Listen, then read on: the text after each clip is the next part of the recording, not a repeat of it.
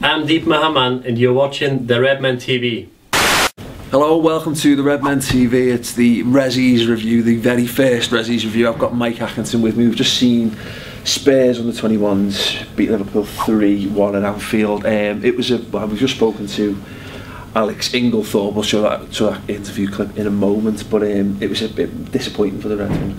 It was disappointing. They never seemed to really get going, did they, until, like, as we said, the last 70 minutes. Last 20 minutes. Spurs were very high intensity throughout the game. Pushed us all away, pushed us back. Didn't really give us a chance to get on the ball and get going. In ways that we have in other games, couldn't really get any passing together. Basically, down to the way Spurs played, I think you've got to say. Yeah, definitely. Well, we spoke with Alex Inglethorpe, so here's what he had to say about the match. Alex, obviously the first time leading the Unders out at Anfield, it must be bitterly disappointing not to get the result today, particularly against your old side as well. Yeah, disappointing. The result's one thing. I think that the most important thing is the performance. And if we're honest with you, I don't think we had the performance either. And then aligned with that, you want to have the best players on the pitch, and I thought that, if I'm honest, they had the better players today, and we didn't. So, all in all, it's disappointing. But on the day, they were better. I thought Ceballos and McEvoy really impressed for them. But on the flip side, there were a couple of good players, particularly I think the second half we had a really good spell around the 70-minute mark when we got the goal back, and we really looked, the tide really seemed to turn in our favour, but we just couldn't quite get the equaliser. No, and listen, I think if Chris Mason's effort goes in, then I think it's a bit unjust as well, because I think it can sometimes paper over the cracks. For me, the disappointing thing is it took a goal for us to ignite and suddenly have a bit of belief and momentum, and actually you thought, well, before that we didn't have that, and we were almost looking around each other waiting for something to happen. In the end, it was good play by Morgs, who's got in, scored a fantastic goal, and then everyone suddenly had a bit of belief and a bit of presence on the pitch. Well, sometimes that goal doesn't come, and you've got to try and force it a bit earlier, and have that mentality around you as a player to make things happen. I thought that the first team were a good example of that yesterday. It didn't go their way, but I thought they made the day their own in the end through a bit of belief and just pressing a little bit more and forcing the situation back in their favour. Was that a tactical decision to try and exploit Spurs in behind, or was it, as you say, just a case of something clicked, there was a little spark and it started to work?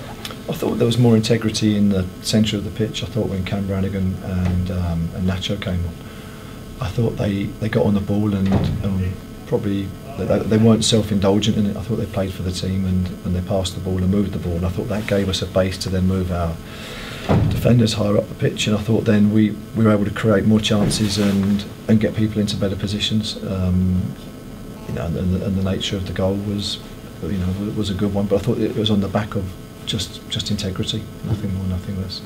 A fantastic opportunity, obviously, the bank holiday, playing at Anfield for a lot of a younger generation of fans to get down and get involved as well. I mean, I was actually surprised the Kop ended up in really good voice considering the numbers. Yeah, I thought it was fantastic to see it, and at its best, the 21s games when they're at their best are in a stadium with supporters on a day when supporters are able to come and they see a good game of football, and you felt that if there are more 21s games like today, they're very, very worthwhile, aren't they?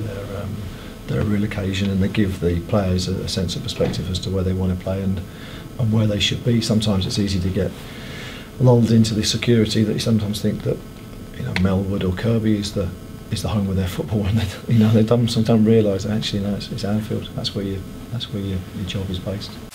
Yeah, great. I think what was brilliant about that is you're sort of used to the manager, sort of the PR spin and what have you, and you can tell there, when he uses expressions like, we don't want to be, you could be papering over the cracks and stuff. Whilst we did have, as we said, that really good period from sort of 70 minutes onwards, maybe 10 minutes or so, it was a false dawn in some respects, because Spurs was so much the better side for the vast majority of that game. I think if we'd have got a draw out that game, as good as it had been, it would have been an injustice on Spurs slightly, because they were very, very good.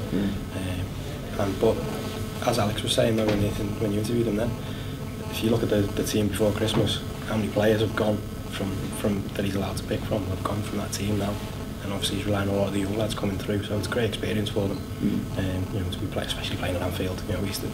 Easter Monday, playing at Anfield in front of a crowd.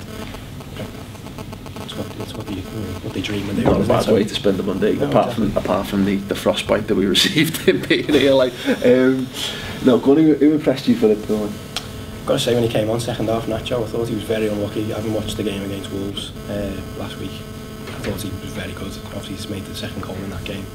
I think when he came on and we managed to get him on the ball, he started to pull the strings a lot more behind Morgan and AB. Other than that, Connor Cody, you've got to look at it. I thought he had a quiet game, maybe, actually. I think he was the one I was hoping to see.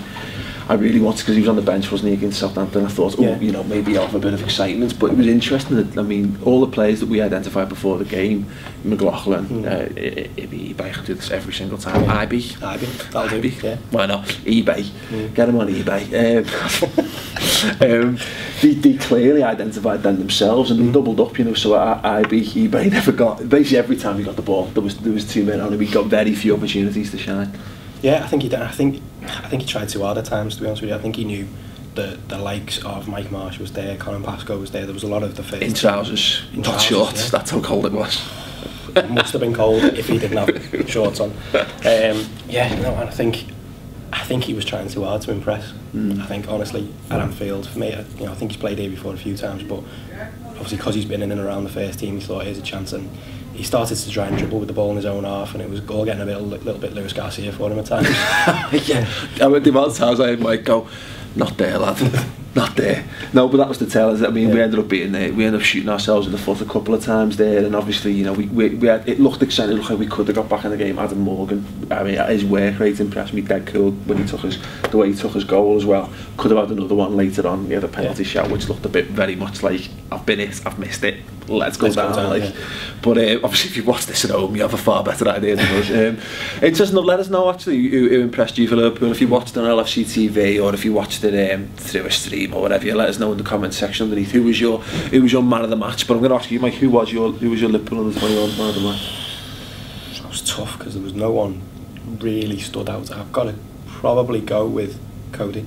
Cody? Yeah. Interesting. I think his intensity rubs off on the players, and although the midfield got overrun at times, I think the way he organises and he's constantly a voice on the pitch, and he's just dropping F-bombs left, right and centre. His passion can't be, in a game like that when there's no one really stood out. I think the players who actually, him and Morgan, the ones who show they've got a bit of passion, they want to get in and they're proud to be wearing the shirt and they don't just hide when it's not going your way. I think they're the lads you need in the squad. Yeah, no, I agree with that. I like the lad Jones at centre half. He looks solid. He's like a unit, I thought Sama didn't impress me particularly, and I know you were singing his praises in the summer. He's better than Wisdom, him. Yeah. No, I didn't think he had a good game at all. But I thought Jones looked solid. He said Nacho coming on. Yeah. So let us know who you thought was the star man. I have to say for them, Gareth Bale's mini me. He's all Gareth Bale, just one eighth his size. Gareth Bale in the wash, and that's what came out. Definitely. He was very Spanish lad. Ceballos, yeah. Although someone did point out, he did play for Barca though, so what do you expect? Danny Pacheco played for Barca as well, so let's just remember that. Danny Pacheco's class. Anyway, thanks very much for watching our very first Ressies round. I'm hoping to bring a few more in the future. We're going to be signing off now, the Redmen TV from Anfield. There you go. Yeah, I'm sure Standard Chartered will be very happy to know that we've given them a quick plug there. Yeah, thanks very much for watching the show and we'll see you soon. Ta-ra.